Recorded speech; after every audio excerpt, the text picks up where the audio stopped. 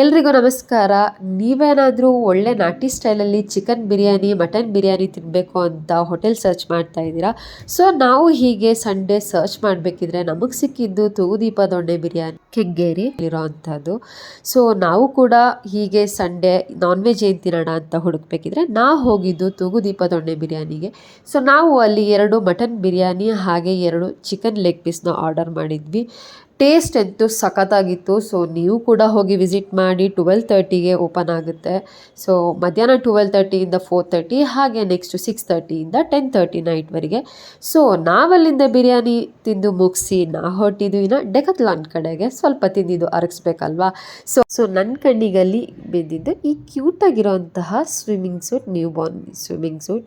So ನನಗೆ boy ಇರೋದ್ರಿಂದ girl ಬೇಬಿನೂ ಇಷ್ಟ ಆಯಿತು. ಸೊ ನನಗೆ ಮೋಸ್ಟ್ ಆಫ್ ದೆಮ್ ಎಲ್ಲ ಅದೇ ಇಷ್ಟ ಆಗೋದು. ಸೊ ನಾನು ಪರ್ಚೇಸ್ ಮಾಡಲಿಲ್ಲ, ಜಸ್ಟ್ ಒಂದು ವಿಡಿಯೋ ಮಾಡಿದೆ.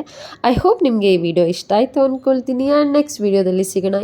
ಇನ್ನು ಇದೇ ಥರ ಅಪ್ಡೇಟ್ಸ್ ಬೇಕು ಅಂತ ಹೇಳಿದರೆ ನನ್ನ ಅಕೌಂಟ್ಸ್ನ ಫಾಲೋ ಮಾಡಿ. Thanks for watching.